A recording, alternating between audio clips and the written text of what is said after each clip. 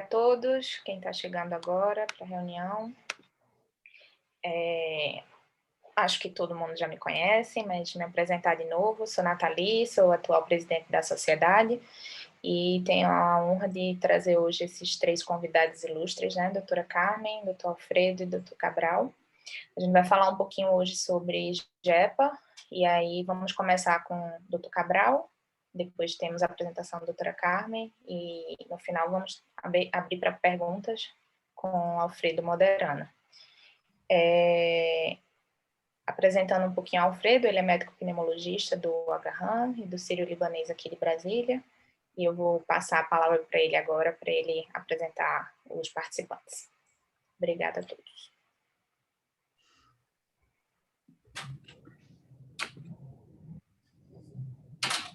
Alfredo?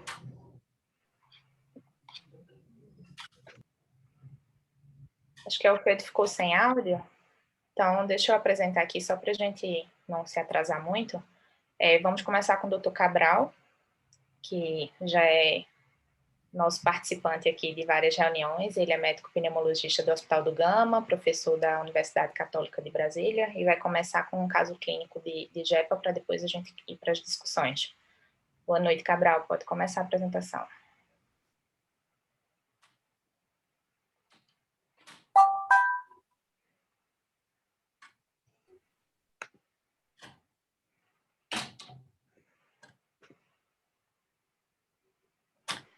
Milena, libera o áudio de Cabral.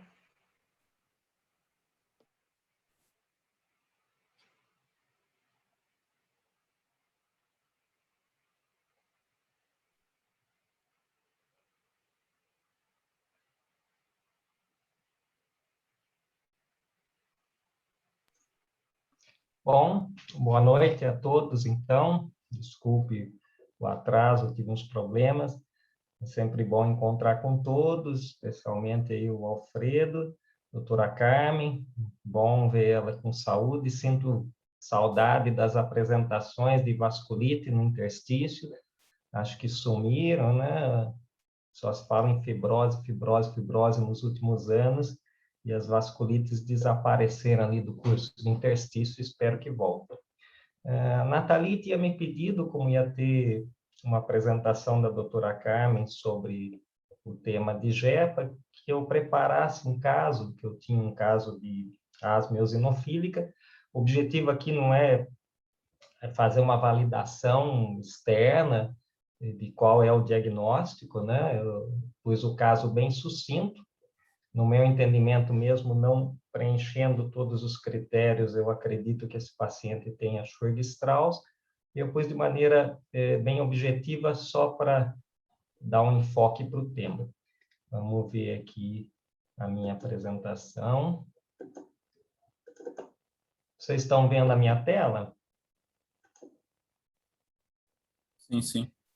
Bom, então, eu nem coloquei como GEPA, eu pus asma grave e eosinofilia, mas o meu entendimento é o antigo Churg-Strauss, extremamente incomum, né? 2, 3 casos por milhão, e posteriormente a doutora Carmen vai mostrar tudo sobre até a classificação nova.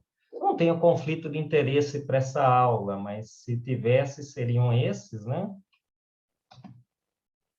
E esse é um paciente que atualmente está com 25 anos, ele é engenheiro civil, nunca fumou, e há mais de 4 anos já vem com um quadro de asma grave, que está classificado no grupo 5, com rinite também persistente e grave, com polipose e com infecção de repetição. Os sintomas atrapalhavam a vida diária, continuamente, com sintomas noturnos, vindo ao PS constante, necessidade de broncodilatador de curta de alívio. Ele apresentava uma hipereosinofilia recorrente, né, nos hemogramas, chegou até 45% antes do início do tratamento de eosinófilo em hemograma, em GE elevado, não estourado, mas elevado. Em nenhum momento que eu pedi que ele fotografasse, ele apresentou lesões de pele, tipo ulcerações, né? Nem alterações de articulação ou alterações renais. O distúrbio ventilatório obstrutivo, na espirometria, era um distúrbio grave. Quando variava apenas o fluxo, né? Tinha um alçaponamento aéreo variando o fluxo. E ele foi num crescente de uso de medicação inalatória até que a gente teve que chegar com todas as drogas e, mesmo assim, sem um bom controle. Então, atualmente, ele estava com uma terapia tripla inalatória de partícula extrafina, mais uma dose extra de beclometasona no meio do dia, né? Montelukast, fluticasona nasal, e mesmo assim precisava de prednisona oral. Feita a investigação, eu conversei com uma reumatologista, uma colega, e ela falava que ele só preenchia 3 pontos e não tinha critério para uma granulomatose eosinofílica, tipo Sturge-Strauss. Bom, mas no meu entendimento a doença está lá. Pode não ter lido o livro totalmente, mas a doença estava lá. E mesmo com pouca chance de sucesso, o que eu queria era definir se eu precisava usar ciclofosfamida, aumentar o corticoide, ou usar o mepolizumab. Eu acrescentei uma malizumab por 6 meses e a resposta não foi adequada. Nesse meio tempo, antes disso, o paciente fez turbinectomia, polipectomia, raspagem. Eu pedi para mandar o material para avaliação patológica, né?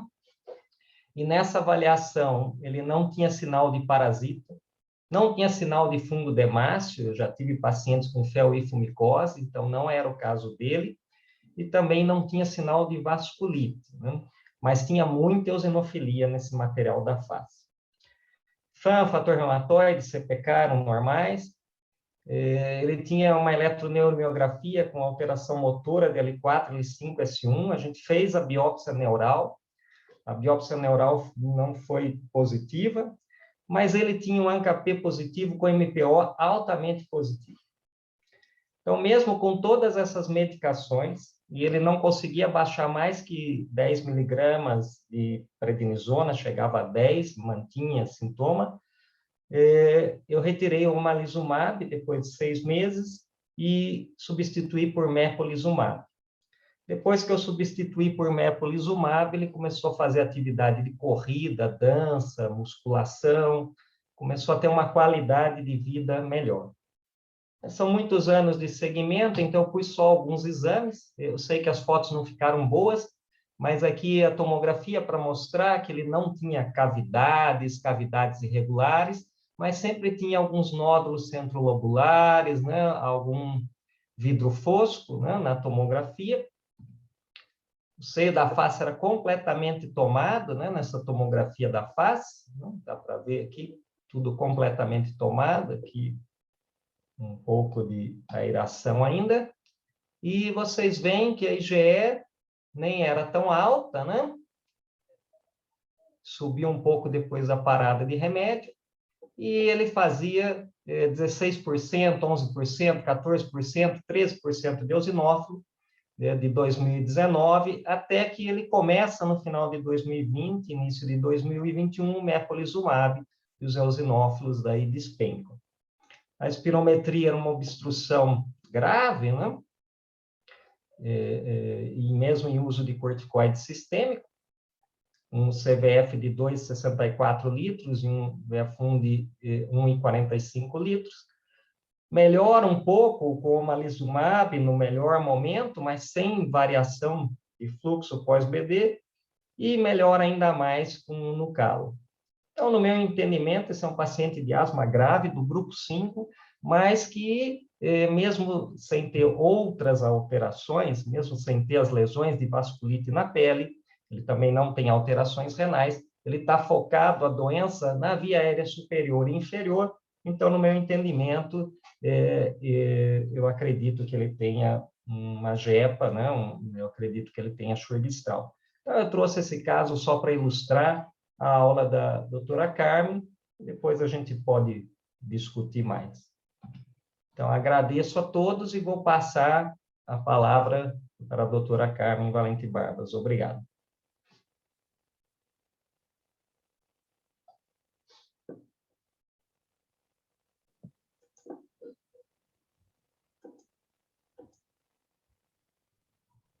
Espera aí, tem que...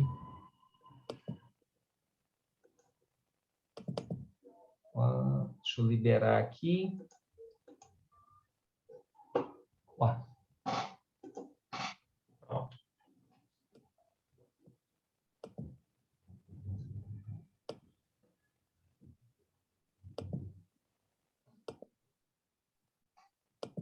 Liberou? Vocês estão conseguindo ver a tela? Tá. Sim. Então, boa noite a todos. Inicialmente, eu gostaria de agradecer o convite por estar participando da reunião de vocês. E a gente vai falar um pouquinho da paciente com asma grave.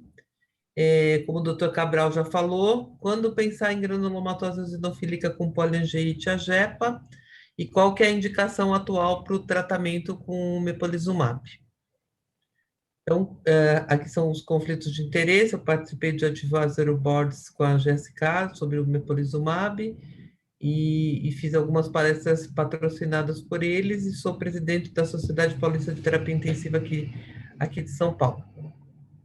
Então, como todos nós sabemos, né, a asma é uma das doenças respiratórias crônicas mais comuns. Ela afeta de 1 a 18% da população. No Brasil, a estatística é que é cerca de 10% da nossa população é portadora de asma e o 8º país na prevalência de asma. E ela tem uma variação regional, né, que é decorrente de uma predisposição genética, exposições perinatais, dieta, obesidade agora tem sido relacionada à presença de asma, poluentes intra e extradomiciliares, infecções microbacterianas e parasitárias, infecções virais e alergênios, que a gente sabe que tem uma variação grande, cada pessoa tem a sua predisposição e tem a sua apresentação clínica que ela é variável, né, em intensidade e em duração. Tem pacientes que têm asma leve, intermitente, tem asma, outros com asma persistente grave. Isso vai variar e é muito importante a gente fazer uma investigação do fator desencadeante para conseguir controlar esses casos, principalmente dessas asmas mais persistentes graves. O quadro clínico se apresenta com dispneia, sibilância, pressão torácica e tosse, e essas variações a gente tem que fazer essa investigação sempre. Aqui no Brasil a gente tem um trabalho lá do ambulatório do HC de asma, que 90% dos nossos pacientes eram os alérgicos tinham alergia a ácaros e poeira, né, que são fatores extremamente fáceis de serem controlados com limpeza, com vinagre branco ou acaricidas, e uma outra porcentagem pelos de animais. E quando a gente investiga todos os nossos pacientes asmáticos, você vai perguntar, tem gato ou cachorro ou cão em casa, e é extremamente difícil eles não deixarem de ter contato com esses animais. Então, sempre investigar, e também mudanças climáticas, né? Muito frio, asma de exercício, e isso tudo gera esse processo inflamatório crônico das vias aéreas, que muitas vezes fica de difícil controle. Então, essa obstrução, né, que é sempre vista como uma prova de função pulmonar, um pico de fluxo ou uma espirometria, a gente avaliando o VF1 sobre CVF,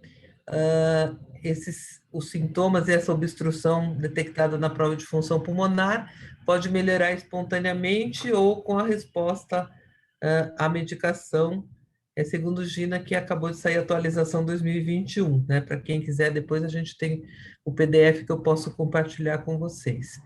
Então, atualmente, de mais novo, tem sido identificados fenótipos, né, dos pacientes asmáticos, e esses fenótipos mais comuns, né, que está sendo bastante discutido nesse grupo, que é o GINA, que é o Grupo Internacional de Avaliação e Tratamento da Asma, tem descrito uma asma alérgica, asma com limitação fixa ao fluxo aéreo, a asma de início tardio, agora tem se dado muita importância essa asma associada à obesidade, que tem dado muito refluxo gastroesofágico os pacientes obesos e com quadro de asma, esse grupo está sendo caracterizado como um fenótipo à parte, né?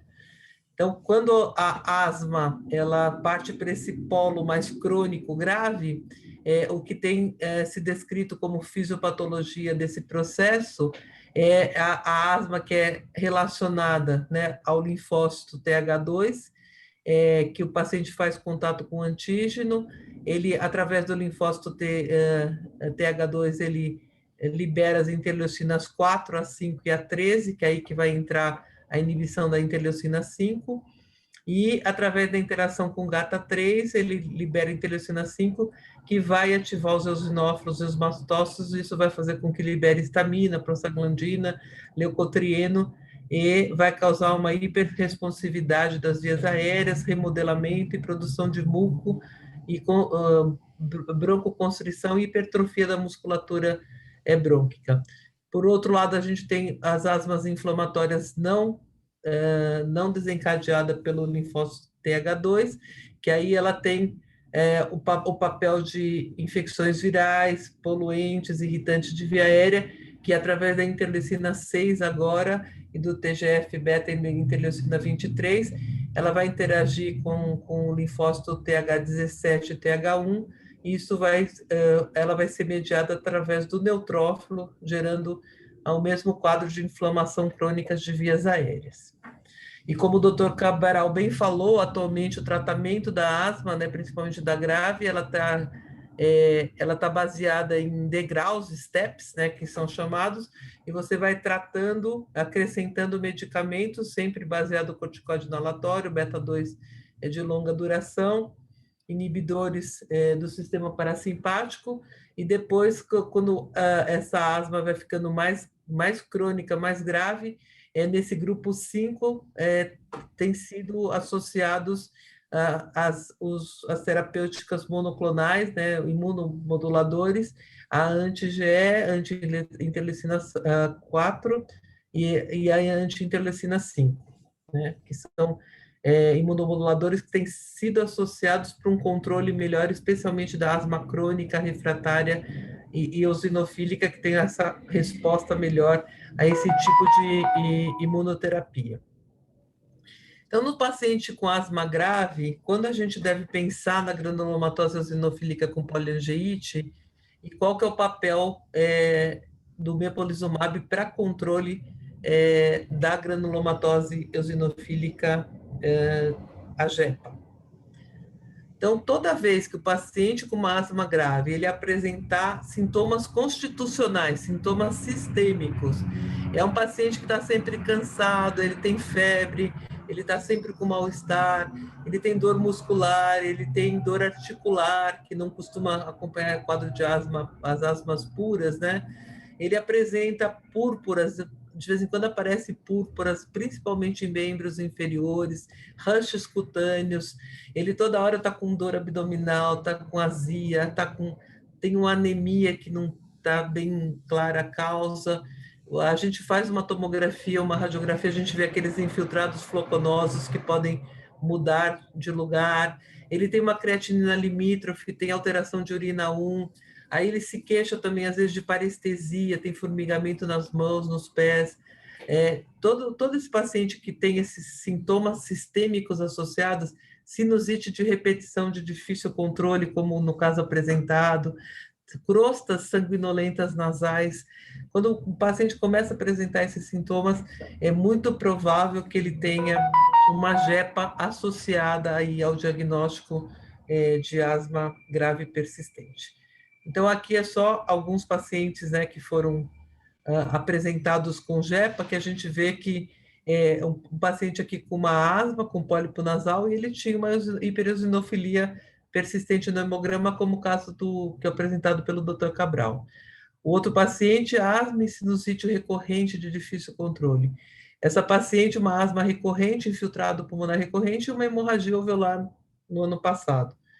E essa outra aqui, asma e poliartralgia, né, manifestações cutâneas associadas à asma, que faz pensar na gente ter um diagnóstico aí associado à asma grave. Então, como o Dr. Cabral também já mencionou, né, é uma síndrome que foi descrita por Schurke e Strauss, né, e Strauss, que eram dois médicos que descreveram essa síndrome, e ela foi mudada de nome recentemente para JEPA. Ela geralmente afeta 2,5 a cada milhão de habitantes, associada ao HLA-DRB4, né, ela tem uma constituição genética.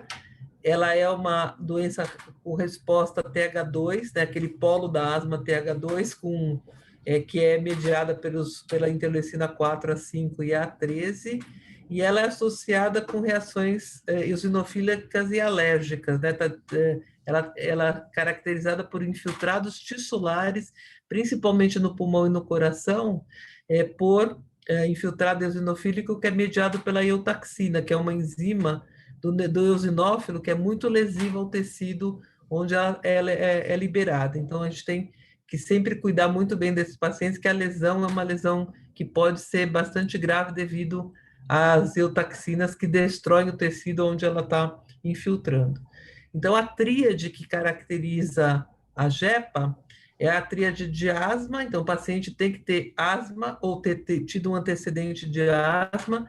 A gente tem que observar uma eosinofilia no hemograma, né? Uma eosinofilia sérica, eosinófilos acima de 10% ou acima de 500, e sinais de vasculite sistêmica. Então, a gente tem que procurar, ou tem lesões, né? Aqui uma lesão na asa do nariz, aqui uma lesão no cotovelo, uma púrpura. O paciente pode ter um infiltrado ou infiltrados pulmonares, né, intersticiais, a gente vai ver que muitos deles são periféricos, uma miocardite, um acometimento cardíaco, um acometimento cutâneo, uma neuropatia. Eles têm muita neuropatia, eles se queixam de queimação e de formigamento, principalmente nos pés. Então, as três fases clássicas da JEPA, né, ela é caracterizada por uma fase prodrômica, que tem asma e alergia há muitos anos como manifestação sistêmica. A eosinofilia tem que estar presente e a gente tem que achar algum sinal de vasculite sistêmica no organismo, ou na pele, ou no rim, ou no coração, ou sinusite de repetição, para fazer esse diagnóstico, ou ANCA positivo, especialmente o PANCA, que a gente vai detalhar um pouco mais. Então, na radiografia de tórax, geralmente a gente encontra esses infiltrados floconosos, né, são leves, que geralmente é muito importante pedir uma tomografia de tórax para a gente caracterizar melhor a lesão.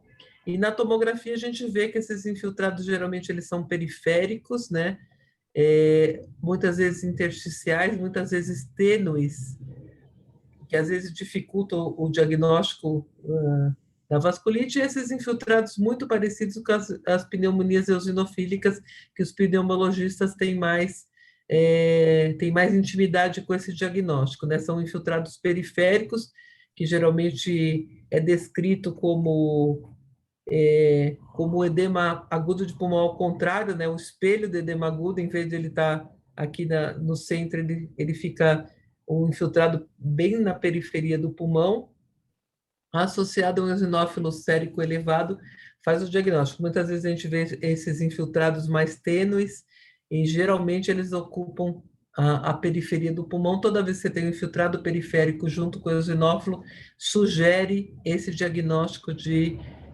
JEPA.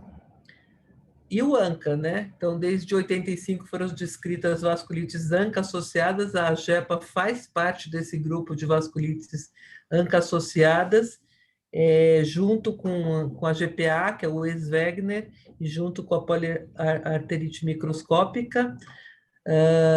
E elas é um grupo de vasculites de pequenos e médios vasos, que a característica é que você, ao coletar o exame anticorpo anticitoplasma de neutrófilo, você caracteriza a presença deles aqui por imunofluorescência, o ANCA citoplasmático C, e o PANCA, o ANCA periférico perinuclear, que caracteriza a JEPA. O CEANCA é muito mais comum na GPA, que é o Ex-Wegener, e o PEANCA muito mais comum na JEPA, e a gente vai ver que 45% dos pacientes com JEPA, eles têm o PEANCA positivo.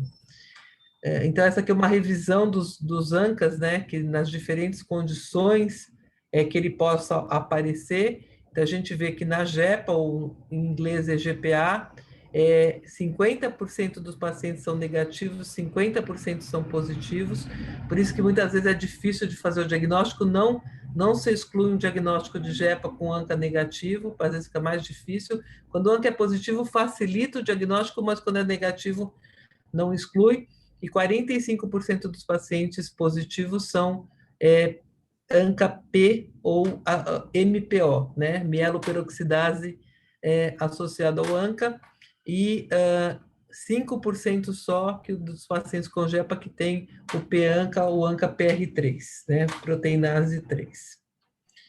E aqui é importante a gente ver que tem várias condições, né, para os pneumologistas em especial, que a gente pode encontrar o ANCA que não são associados à vasculite primária, né? A gente tem a presença, muitas vezes, de vasculite induzida por droga, então sempre dá uma olhada se tem alguma droga que o paciente, uma medicação que o paciente tome que possa estar associada com esse ANCA também, e situações de doença inflamatória intestinal, que às vezes a gente vê os ANCAs atípicos, ou lúpus também, endocardite, a gente já teve casos, e que possam estar associados com a presença do ANCA, especialmente esse ANCA atípico. Então, atualmente, está se descrevendo também fenótipos para vasculite, né? Fenótipos para asma e fenótipos para vasculite. Então, desde 2012, né, está sendo descrito um fenótipo associado à vasculite P-ANCA, né, que tem o P-ANCA positivo, aquele 50%, que o paciente se apresenta muito mais com quadro de púrpura, lesões cutâneas, mononeurite multiplex, com neuropatia e glomerulonefrite, mas com acometimento renal. E tem o polo eosinofílico, né, que tem uma infiltração de eosinófilos nos tecidos, mais no pulmão e no coração, caracterizando essa cardiomiopatia associada à JEPA, que tem mais gravidade, né? A gente tem visto pacientes com insuficiência cardíaca e com tratamento isso pode se reverter. Então, aqui é um paciente para a gente ver a púrpura, e quando você faz a biópsia, você encontra a inflamação do vaso permeada, né, por essa célula rosa, que são os eosinófilos. Então, é uma vasculite eosinofílica, e a biópsia de pele, geralmente você faz o diagnóstico de vasculite eosinofílica, se tiver o PANCA, o quadro de asma e eosinofilia, você já pode estar autorizado a tratar como uma JEPA. Então, aqui é só um detalhe, né, do vaso, do infiltrado inflamatório e a presença dos eosinófilos perivasculares. Então, o acometimento cardíaco da JEPA é bastante importante, e a gente aprendeu isso com o tempo, a gente tem investigado, antes a gente não investigava, mas a gente tem pedido ecocardiograma e muitas vezes ressonância cardíaca desses pacientes, porque muitas vezes eles têm um acometimento cardíaco, a gente vai ver que é um sinal de gravidade, tem que ser tratado com imunossupressor, e o paciente tem, além do infiltrado pulmonar, uma cardiomiopatia dilatada, aqui o eco mostrando a cardiomiopatia, e com tratamento, geralmente, reverte tanto o infiltrado pulmonar como a cardiomiopatia. A gente teve um paciente no ambulatório de vasculite do Hospital das Clínicas, listado para transplante cardíaco, que ele tinha um eosinófilo aumentado, e aí fez o diagnóstico de JEPA, e com ciclofosfamida e corticóide, ele reverteu a insuficiência cardíaca, saindo inclusive da fila de transplante cardíaco e ficando com a fração de ejeção normal. Então, é muito importante esse diagnóstico cardíaco e o entendimento melhor através de tomografia e de ressonância, onde você vê esse realce na ressonância que caracteriza a cardiomiopatia associada à JEPA. Então, na literatura, a gente tem dois trabalhos de coorte grandes, né, que é o estudo francês e o estudo americano de JEPA, em que eles estudaram mais de 350 pacientes, no francês 383, No estudo americano, 354 pacientes, e que eles mostram que a idade média que acomete os pacientes com JEPA, ela é ao redor dos 50 anos. No estudo francês, ele não vê uma preferência entre homens e mulheres. Já no estudo americano, eles veem que tem mais mulheres com JEPA do que homens acometidos pela JEPA. Então, os dois estudos, né? Então, a gente vai mostrar a porcentagem de acometimento dos órgãos, para a gente ter uma ideia, no estudo francês e no estudo americano. Então, essa porcentagem primeira é do estudo francês, a segunda do americano. Então, a gente vê que tem uma grande ocorrência de asma nesses pacientes, né? 91 no estudo francês e 69 no estudo americano. Infiltrados pulmonares, eles é bem frequente, e o acometimento otorrinolaringológico em cerca de metade desses pacientes. O acometimento cardíaco é grave, mas felizmente é menos frequente, é cerca de 27% no estudo francês e 14% no americano. Trato gastrointestinal, acometimento mais ou menos de 23%, renal mais raro, cerca de 21%, e o grande acometimento é pulmonar, otorrinolaringológico e neurológico. O acometimento de sistema nervoso periférico chega a ser 55% no estudo francês e 42% no estudo americano. E o acometimento cutâneo, cerca de 39% no estudo francês e 19% no estudo americano. Então, eu gosto muito desse slide, porque mostra os possíveis acometimentos e dá uma ideia da porcentagem que a gente deve procurar. Então, quando a gente suspeitar de JEPA, sempre dá uma olhada nos nervos periféricos, no acometimento pulmonar e no acometimento otorrinolaringológico, especialmente sinusites crônicas de repetição. Então, como que a gente deve tratar a JEPA, né? Então, a gente faz o diagnóstico e o tratamento, ele sempre foi baseado na JEPA nos 5 fatores, nos 5 Fs, né? Que é a insuficiência renal, quando tem creatinina acima de 1,58, proteinúria acima de 1 grama por dia, acometimento do trato gastrointestinal, sangramento, perfuração, pancreatite, infarto intestinal, acometimento de sistema nervoso central e cardiomiopatia. Por que esses 5 Fs? Tem um trabalho na literatura que ele avaliou esses 5 fatores nas vasculites e viu que quem tinha o não acometimento nem do rim, nem do trato gastrointestinal, nem do coração, nem do sistema nervoso central, tinha uma sobrevida muito boa e uma resposta muito boa a corticosteroides. E quem tinha um fator, né, ele tinha uma mortalidade mais alta, e quem tinha 2 fatores, uma mortalidade significativamente mais alta do que um fator. Então, a gente começou a dar uma nota para esses fatores, e quem tem mais de um fator presente, ou uma insuficiência renal, ou acometimento gastrointestinal, sistema nervoso central ou cardiomiopatia, a associação do corticoide com a ciclofosfamida, que é o imunossupressor de primeira escolha para a JEPA, esteve associada com controle melhor da doença e uma menor mortalidade.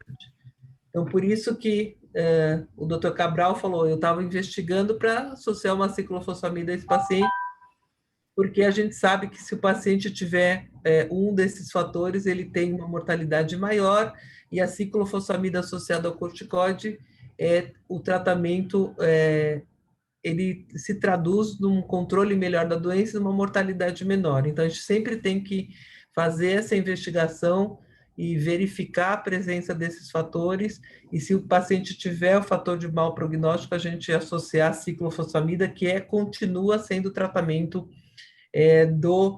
da JEPA na sua fase aguda, principalmente quando ela comete tem um desses 5 fatores presentes.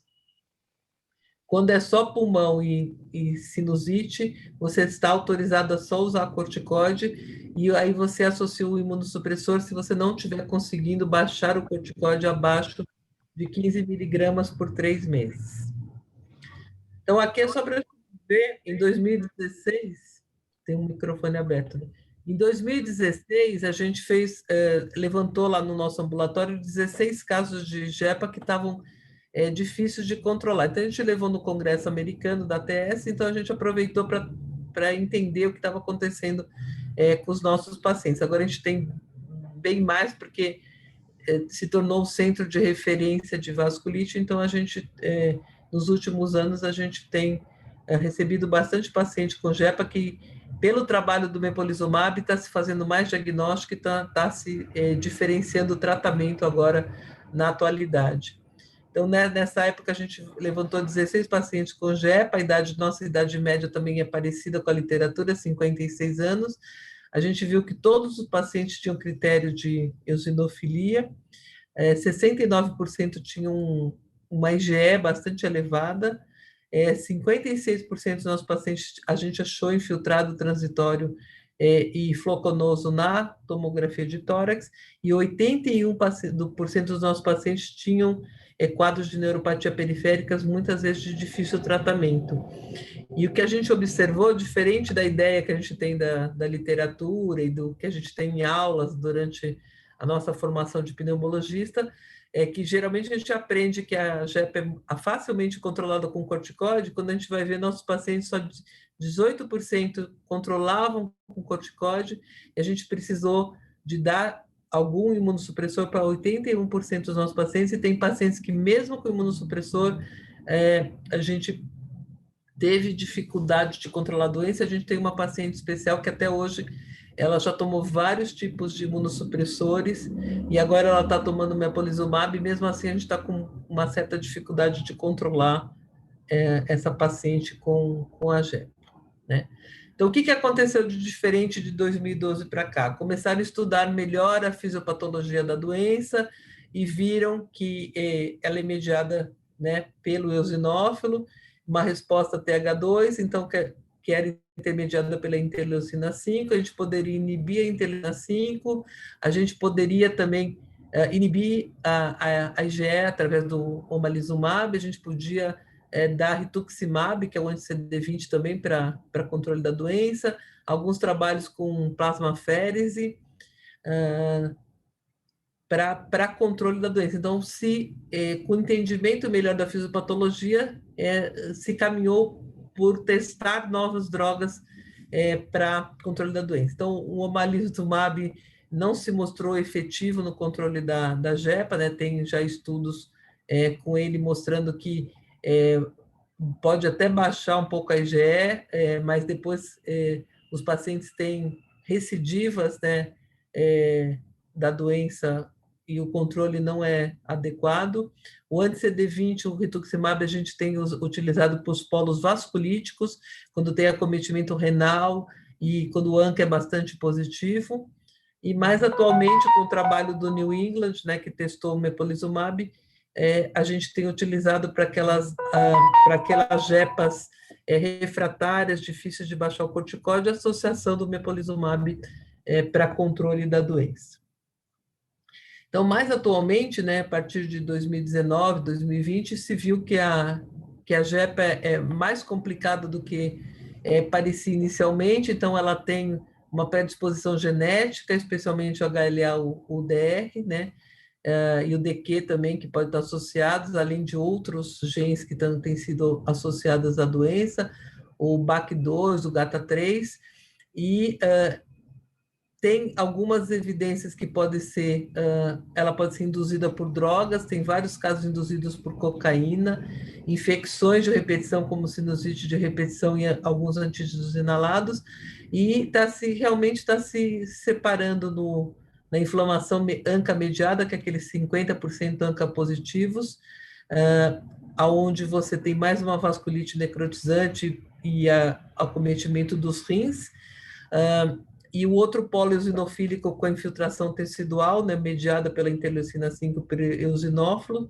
onde você tem mais o acometimento cardíaco do trato gastrointestinal, e o acometimento pulmonar, ele ficaria nessa intermediação dos dois polos, e a mononeurite multiplex. Então, o entendimento do complexo de acometimento do paciente é importante para a gente fazer o diagnóstico adequado. E tem alguns autores que estão separando a JEPA em mais fenótipos, né? Tem alguns autores que eles caracterizam uma JEPA, que é um fenótipo eosinofílico com doença de via aérea.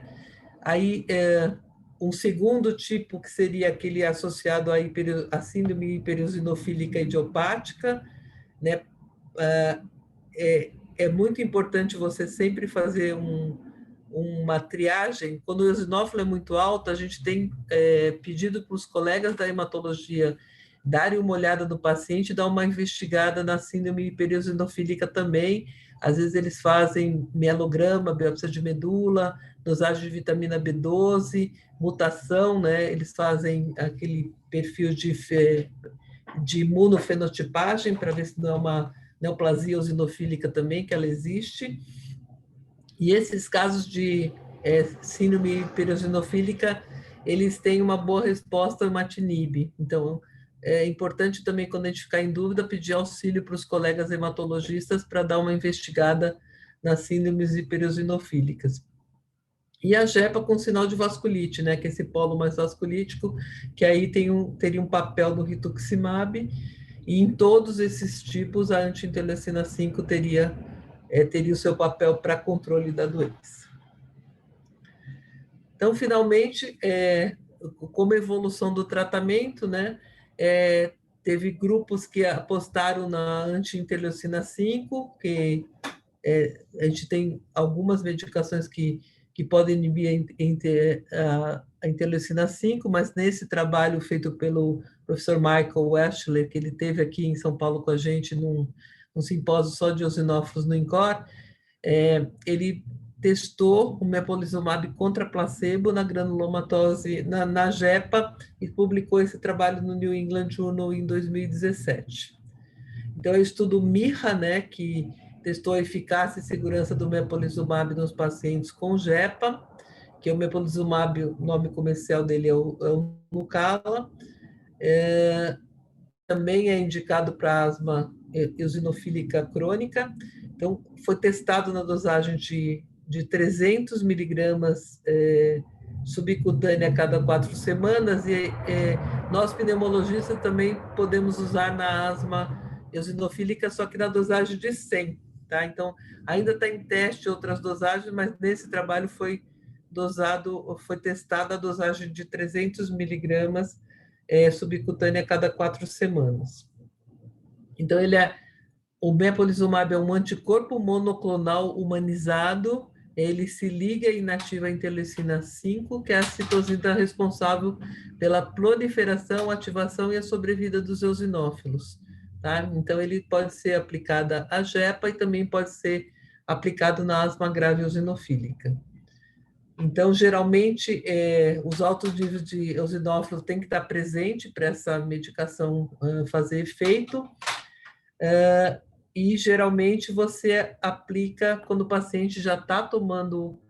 Você sempre trata... Agora, ainda vão sair trabalhos sobre tratamento primário, mas nesse trabalho ele foi testado pacientes já tratados com corticóide imunossupressor, em que você não conseguia baixar o corticóide tendo controle da doença, tá? Então, ele foi testado em pacientes que já estavam com corticóide e que não conseguiam baixar a dose abaixo de 15 miligramas. Então, esse estudo publicado no New England foi um estudo de eficácia e segurança, ele foi controlado por placebo, né? E ele foi testado como terapia adicional à terapia padrão em pacientes com JEPA recidivante ou refratária, e o objetivo primário foi estudar isso em 52 semanas. Então, os critérios de inclusão, né, foram pacientes com 18 anos, diagnóstico de JEPA recidivante ou refratária por no mínimo 6 meses. Então, estava difícil de controlar a mesma doença, a gente vê que na prática é bastante difícil de controlar essa doença. Dose estável de corticóide por mais de 7,5 e sempre menor que 50. Com ou sem terapia imunossupressora, por no mínimo 4 semanas antes do baseline. E os critérios de exclusão foram as outras vasculites ou a JEPA com lesões importantes de órgão-alvo ou ameaçador à vida antes do screening. Então, é importante a gente saber que eles não testaram essa droga para aquela vasculite aguda com lesão de órgão-alvo. Nesse tipo de paciente, é corticoide e ciclofosfamida. o mepolizumab foi testado para pacientes que já estavam em tratamento, só que estavam recidivante ou refratário ao tratamento com corticoide e ciclofosfamida. Então, o estudo foi desenhado para ser avaliado no período de 52 semanas, eles avaliavam o paciente a cada 4 semanas, com terapia padrão ou placebo, eles tiveram um N de 68 pacientes. Então, ele foi multicêntrico, randomizado, placebo controlado e duplo cego. Então, é um estudo bem importante porque ele foi duplo cego, o paciente não sabia se estava tomando placebo ou mepolizumab. Ele foi randomizado 1 para 1, né? E a terapêutica padrão é corticoide sem ou com imunossupressor, e depois eles fizeram mais, depois das 52 semanas, eles estudaram mais 8 semanas de follow-up, né? Ficaram seguindo o paciente mais 8 semanas para ver o que acontecia. Então, sempre tem uma discussão, por que 300 miligramas e não 100 como na asma? Então, o racional dessa dosagem é maximizar a redução de eosinófilos, manter a segurança, e foi baseado nos achados de asma grave eosinofílica, que inicialmente eles estudaram o mepolizumab endovenoso, e depois que veio a apresentação subcutânea muito mais fácil de ser aplicada, e agora até tem umas canetas, eu até tinha aqui.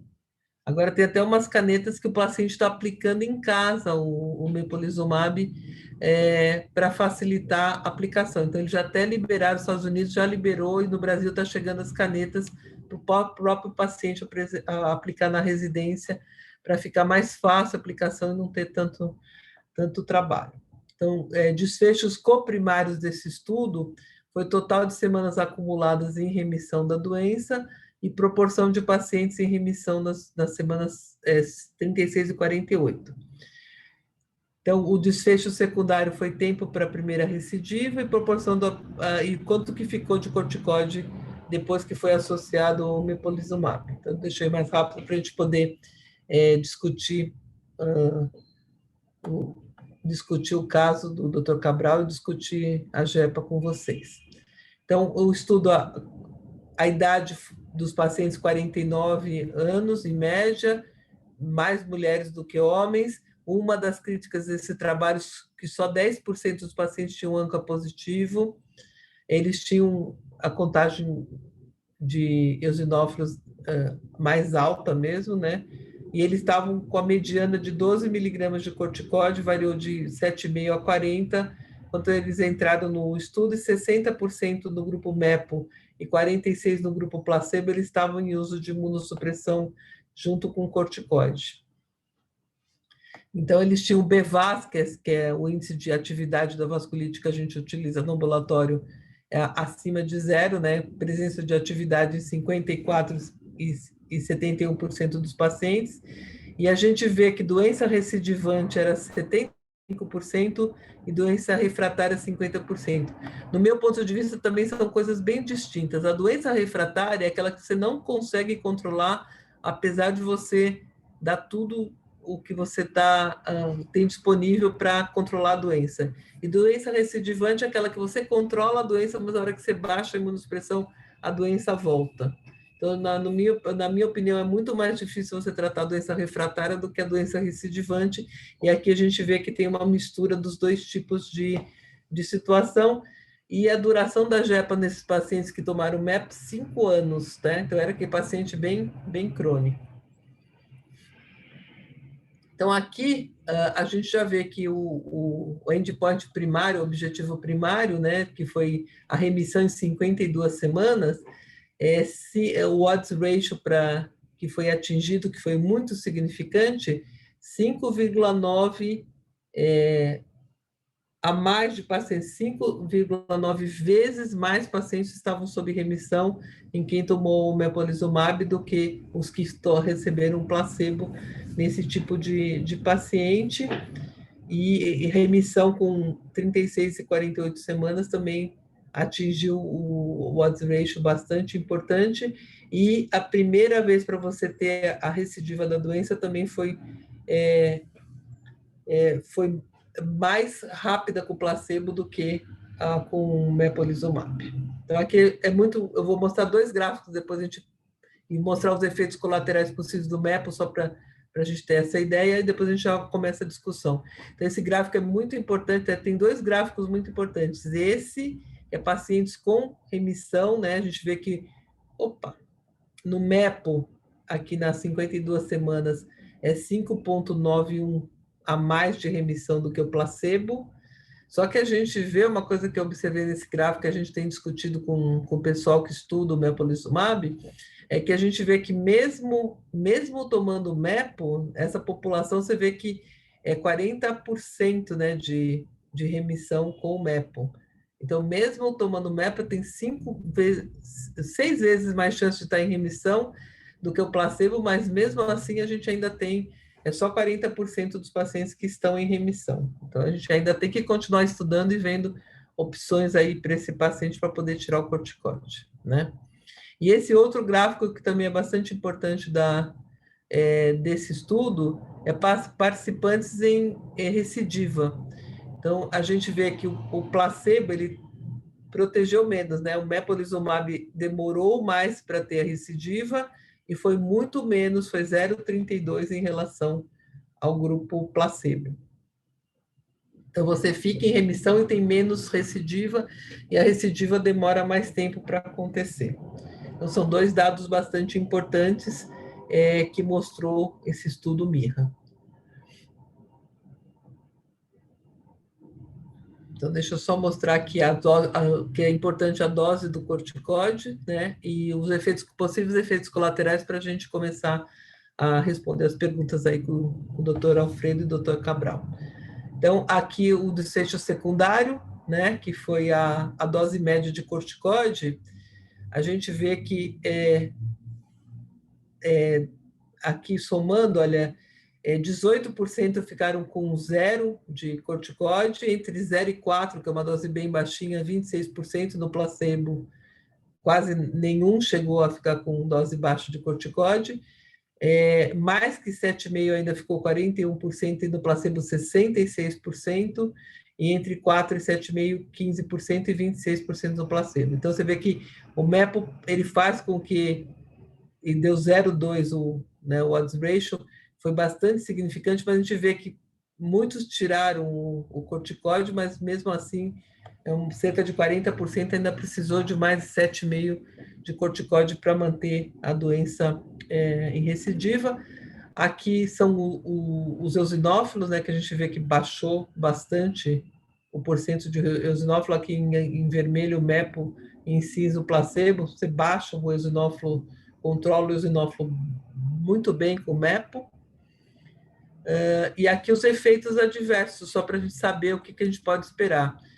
Então, qualquer evento relacionado ao tratamento, teve um paciente que teve óbito durante o MEPO, mas não teve associação, segundo os autores, não teve associação com receber o MEPO. E aqui a gente vê com mais detalhes, né, o que deu em relação ao placebo. 32% dos pacientes reclamaram de cefaleia, a gente está usando lá no ambulatório, tem alguns pacientes que reclamam mesmo de cefaleia depois que você aplica o MEPO, na nasofaringite, artralgia, sinusite, mas no placebo também tem pacientes com sinusite, infecções de vias aéreas superiores, e teve 3% de exacerbação da asma contra 6% no placebo. Então, efeitos colaterais bem leves, né? Mas o que mais chama atenção é um pouco de cefaleia nesses pacientes que receberam. Reação local, 15% na injeção, 15% no MEPO e 13% no placebo. E eventos graves, não teve diferença do MEPO em relação ao placebo. Tá? Então, a limitação do estudo, para a gente terminar, só para a gente ter uma ideia, né? Tinham poucos pacientes, 10% com ANCA positivo só, e não tinha nenhum paciente mais grave, eram pacientes já tratados com 5 anos de evolução, com dificuldade de baixar o corticóide. Então, é essa população só que foi estudada, então não é uma droga que a gente pode generalizar e utilizar para qualquer paciente que tenha a JEPA. E aqui tem só os artigos científicos para quem quiser ter acesso, e as bulas completas do produto no Mendifo, da Jessica.com. Eles fornecem os artigos científicos relacionados à droga para quem estiver interessado. Então, concluindo, né, quando que a gente pensa na asma, na JEPA, quando o paciente tem asma grave, é quando o paciente tem sintomas sistêmicos, um PANCA positivo, aquele paciente com neuropatia, com sinusite de repetição, e que tenha algum acometimento da vasculite no coração, no rim. Então, a gente sempre tem que dar... na minha opinião, paciente com asma grave persistente, todos a gente tem que, especialmente quem tem eosinófilo acima de 10%, dar uma investigada numa possibilidade dele ter uma associação com JEPA, como o Dr. Cabral bem fez no caso dele, e com aquele ANCA positivo, eu acho que o paciente dele realmente tem uma JEPA e tem que ser tratado como. Eu acho que a gente podia iniciar aí a discussão, né, para não ficar muito tarde. E eu e o Dr. Cabral teremos o prazer de responder as questões, né, Alfredo? Parabéns pela apresentação, doutor Carmen, parabéns pela apresentação, Cabral. As perguntas que chegaram,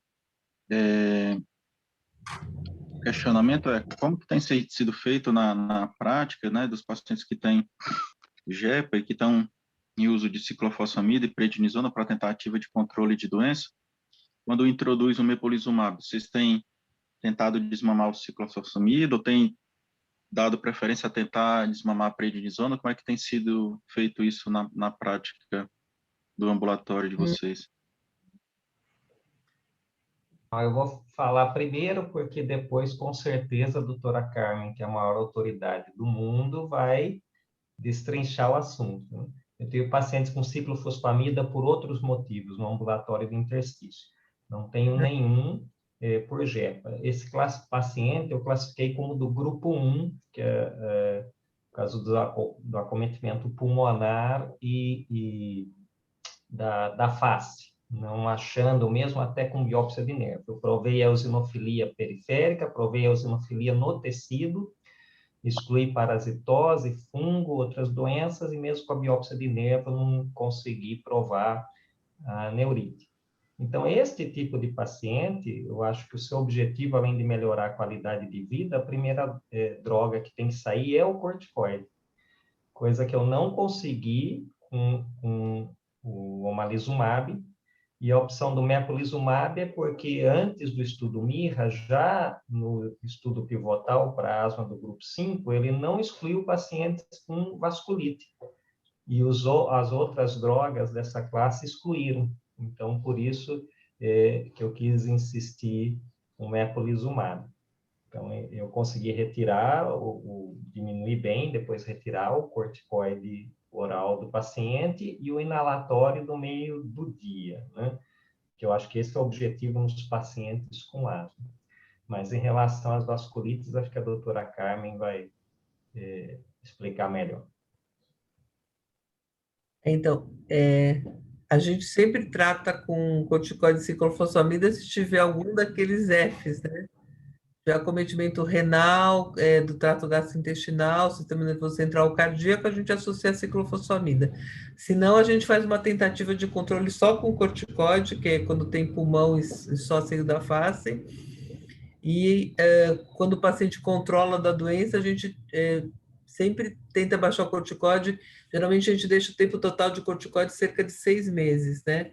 A gente dá 1 miligrama por quilo por 4 a 6 semanas, a gente tira 5 miligramas a cada 2 semanas, ou 2,5 por semana, até zerar o corticoide.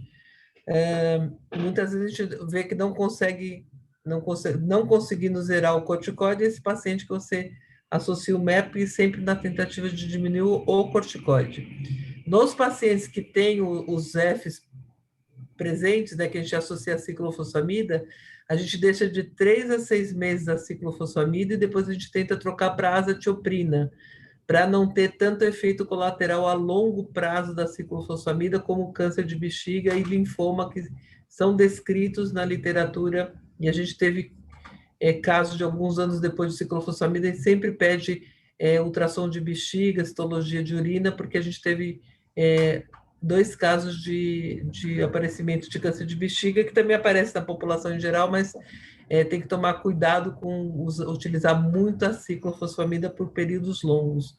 Então, a gente deixa de 3 a 6 meses, tenta trocar para asa, e a gente deixa 2 anos de supressor nas vasculites sistêmicas. E aí a gente, na associação com o mepolizumab, a gente tenta tirar o corticóide, como o doutor Cabral falou, concordo com ele.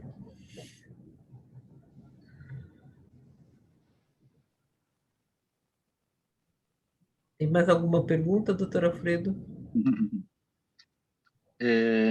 Em relação a, acho que ficou bem claro na apresentação que o mepolizumab seria mais para a doença recidivante, né?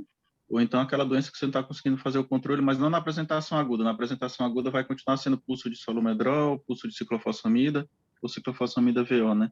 Vai ser mais um manuseio crônico de uma manifestação que não está sendo controlada ou está tendo recidiva, né? Então, para só focar bem na indicação da medicação.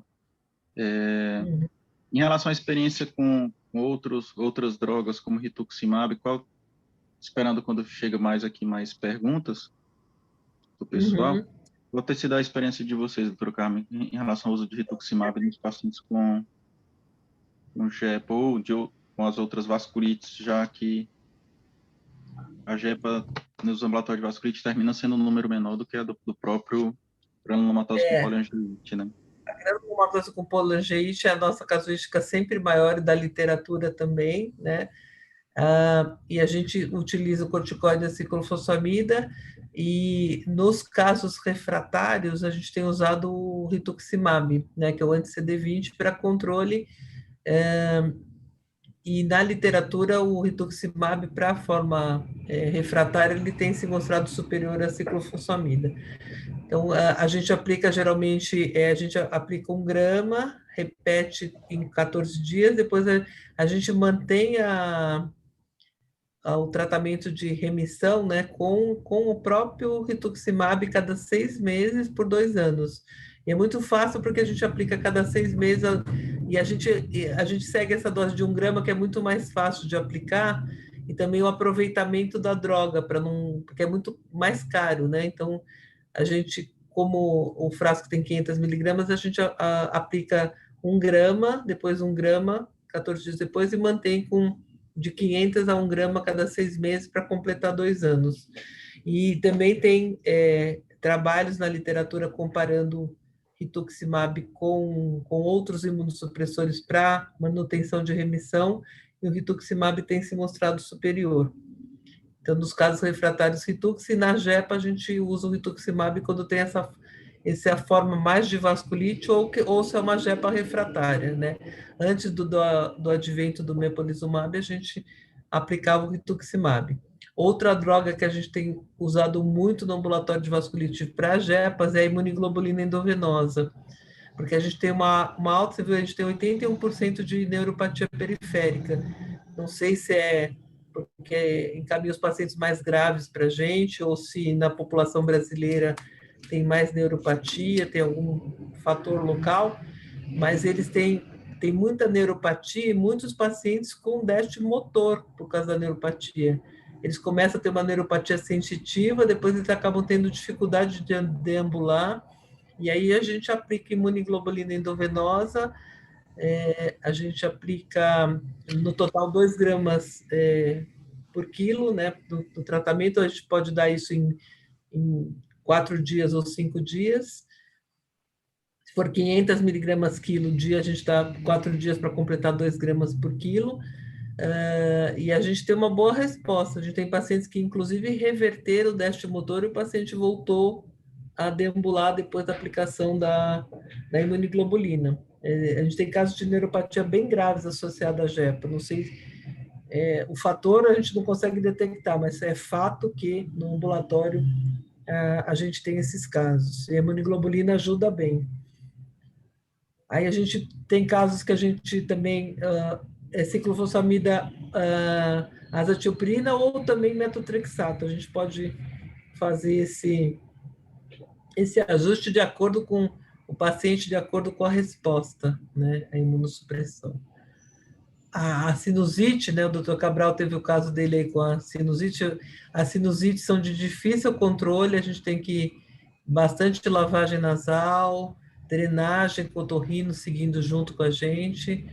Tem muitos pacientes que precisaram de drenagem, de limpeza da cavidade dos seios da face. Eles vão com otorrino com aqueles nasofibroscópios, eles limpam a cavidade nasal, muita necrose, muita crosta, e a limpeza da cavidade é importante, e o tratamento da sinusite com corticoide inalatório, né, local, também é bastante importante para a gente fazer o controle da doença. A gente tem pacientes que a sinusite ficando em atividade, você não consegue controlar a asma e a vasculite enquanto você não controla a sinusite. Esse paciente meu está indo para a segunda raspagem em 1 ano, 13 meses. A minha preocupação, queria perguntar para a doutora Carmen, é que ele pode estar na fase ainda não de vasculite, né? Já que nas biópsias não tinham lesão vascular. E com ele melhorando, e os remédios para os pacientes com asma grave, a gente sabe que só tem data para entrar, não tem data para sair. Mas até pelo custo da medicação, ele começa a entrar no programa, depois tem que judicializar, e assim vai. A minha preocupação com esse paciente é que ele melhorando comece a retirar a medicação, começa a retirar a montelukast, começa a retirar o corticoide e exploda a vasculite, né? Então, essa é a minha preocupação com ele, né? Eu não gostaria de tirar corticoides e broncodilatadores, e muito menos o Nucala, mas que ele já teve que descontinuar, né? E aí eu peço para ele aumentar o corticoide sistêmico, né? Que já estava até 100, aí despenca a espirometria, e assim vai. Mas a minha preocupação é qual é a chance desse paciente abrir a fase de vasculite no futuro. Então, pelo que eu entendi que o senhor falou, é que o ANCA-P dele é positivo com um título relativamente alto. Então, sendo o ANCA-P positivo, o senhor já pode considerar que ele tem uma JEPA. Mesmo não encontrando uma biópsia, porque assim, aquele critério de biópsia, ele está se aplicando atualmente aos ANCAs negativos, que é 50%. Se o senhor encontra o ANCA positivo, o ANCA-P positivo em título alto, o senhor pode considerar que o seu paciente já tem uma JEPA, diagnóstico de JEPA, e tratá-lo como, né? Aí os pacientes com ANCA negativo, aí é obrigatório a gente ter uma evidência, porque assim, o ANCA estando negativo, a gente não dá para afirmar que ele tem uma JEPA. Aí a gente tem que ter uma biópsia ou de nervo periférico, ou de pele, ou de gengiva, ou de seio da face, que fale a favor ou de pulmão, né? A gente teve paciente que a gente fez o diagnóstico com biópsia céu aberto de pulmão. Nosso primeiro caso, porque eu, assim, desde que eu comecei a residência em pneumologia, eu me encontro com as vasculites, né? Não é, assim, foi alguma, não sei o que acontece comigo, mas desde que eu era residente de pneumo, eu sempre olhava e tinha o diagnóstico de vasculite, né? Então, o primeiro caso foi uma biópsia a céu aberto, aí foi meu primeiro contato com a JEPA. Foi uma senhora que tinha infiltrado pulmonar, ela tinha acabado de sair de uma cesárea, teve uma necrose da parede abdominal, e ela teve um infiltrado com um nódulo pulmonar com infiltrado, e naquela época a gente fazia bastante biópsia a céu aberto, a gente fez uma biópsia a céu aberto, e na análise, junto com o grupo da patologia, a gente viu, ela tinha uma bronquite eosinofílica e uma vasculite eosinofílica granulomatosa com necrose. E aí a gente tratou, aliás, ela tá bem até hoje, ela está lá no nosso ambulatório até hoje, e a gente tratou com corticóide com ciclofosfamida, e ela entrou em remissão e ela está bem. Então, a biópsia pulmonar também pode ser realizada no caso de uma suspeita grande ou que tem aqueles infiltrados pulmonares para fazer diagnóstico, né? Só uma última pergunta, Cabral, só para deixar mais claro o que o pessoal está perguntando, quando foi introduzido o mepolizumab no seu paciente, ele ainda estava em uso de corticoide sistêmico ou não? Eu usei o omalizumab, consegui reduzir o corticoide, ganhou só volume, não ganhou fluxo na espirometria, né? Mas ele era muito sintomático e muito sibilo. Então, com o Nucala, eu consegui reduzir o corticoide e até tirar o corticoide em 6 meses. Só que o que acontece? Eu tive que descontinuar a medicação. E aí eu tive que voltar ao corticoide. Que minha preocupação sempre é ele abrir a vasculite em outros órgãos. E eu ter que usar imunossupressor. Então, ele chegou a ficar sem corticoide, né? Redução gradativa, ele chegou a perder 4 quilos depois que ficou sem corticoide, né? Por causa do uso crônico, e melhorou a qualidade de vida, né? Ele teve ganho na função pulmonar, que depois perdeu, obviamente, e teve melhora na qualidade de vida. Ele começou a frequentar academia, começou a dançar, e começou a ficar sem o corticoide, mas o sistêmico, né? Corticoide sistêmico. E não retirei nenhuma outra droga. Aí eu entrei em contato, né, com a Nancilene para ver se ele conseguia, por motivos específicos do convênio, ele estava perdendo o convênio, em briga judicial com o convênio. Eu fiz o relatório, pedi para ela avaliá-lo e fazer o relatório via GDF, e ele também está entrando na justiça, né, para tentativa de voltar ao mepolizumab. Okay. Mas a minha preocupação é sempre essa, de explodir a doença em outro órgão e eu ter que usar imunossupressor. Acho que ele vai controlar bem se ele voltar ao Nucala e manter as medicações, porque ele sempre foi do grupo 1, né? Pulmão e face. Vai fazer uma nova drenagem agora, de via aérea, né? Com raspagem, centro cirúrgico. Uhum. Então, o mepolizumab, no começo ele estava difícil de ser utilizado, a gente tinha que fazer o pedido para o convênio para aquela dose de 100 para 100 miligramas subcutâneo cada 4 semanas para aquela dose de asma eosinofílica, né?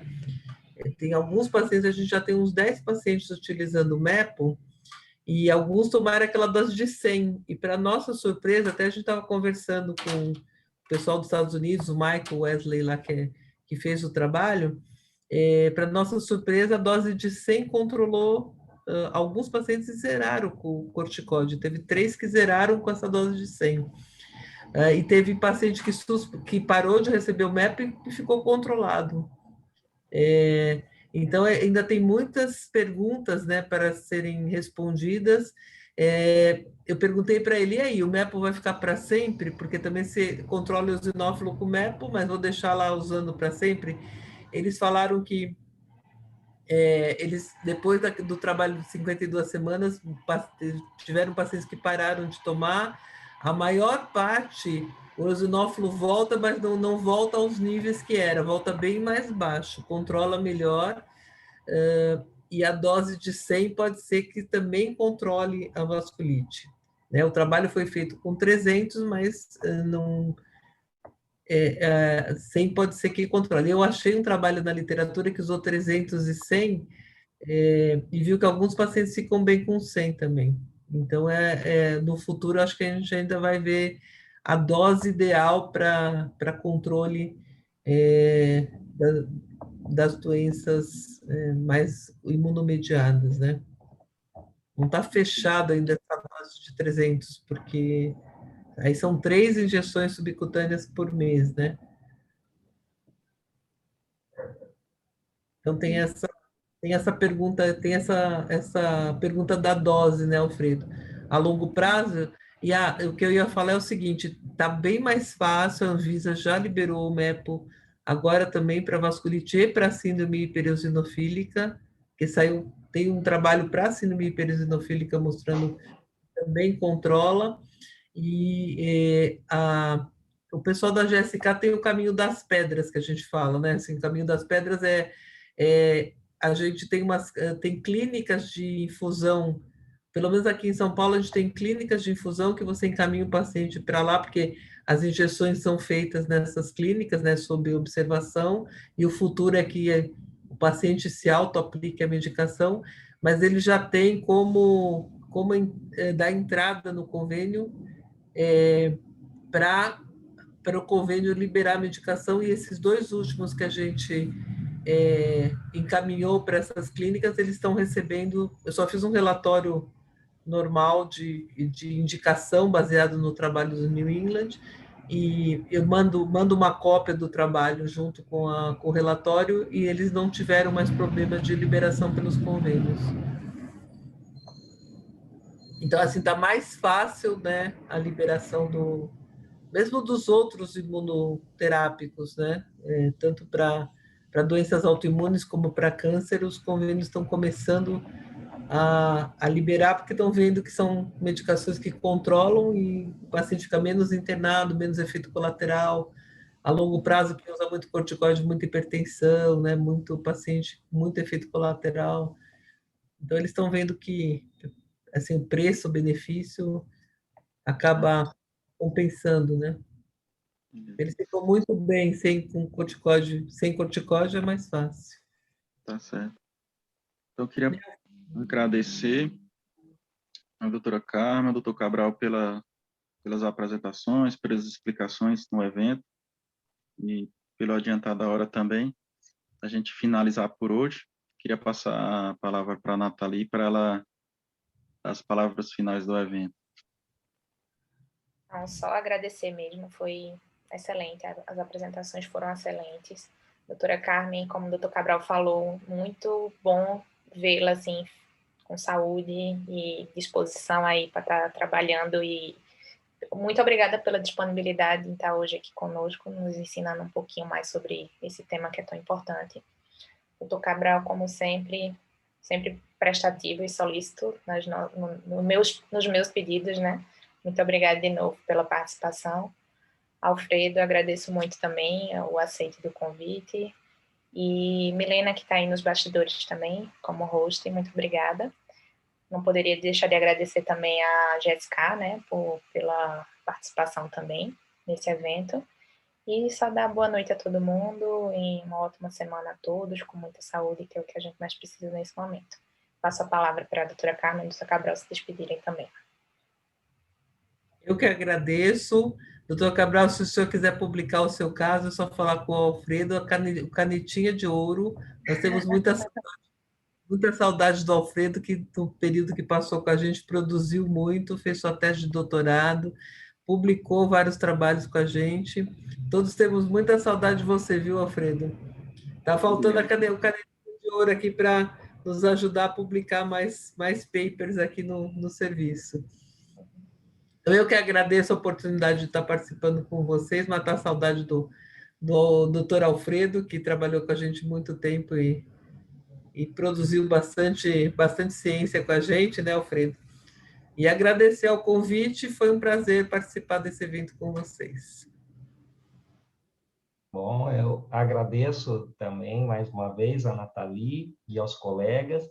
Falando em publicação, né, dar os parabéns para o Jornal Brasileiro de Pneumologia, que a equipe do jornal saltou quase um ponto, né, pulando para 2,6 o impacto do jornal, né, e é uma satisfação, espero que vocês tenham gostado do caso, né, e é um paciente que melhorou a qualidade de vida, mas é desafiador, e esses pacientes, eles vão aparecendo à medida que você vai vendo, divulgando mais as doenças e a situação de gravidade, por exemplo, da asma. Eles vão ser garimpados dentro daqueles 2,5% de pacientes com asma grave. E como você precisa aprofundar mais, visto que eu tenho uma colega que trabalha do meu lado, que era reumato, e eu insistindo com ela que o paciente tinha uma vasculite, e ela falando que não, porque ele não preenchia critérios. Então, muitas vezes você tem que insistir com o diagnóstico, né? Porque não necessariamente você vai ter aberto todo o esquema no mesmo momento, ainda mais se o paciente está mascarando com vários tratamentos anti-inflamatórios. Então, uma satisfação, agradeço, espero que tenham todos gostado e boa noite a todos. Oi. Tchau. Tchau, pessoal. Tchau.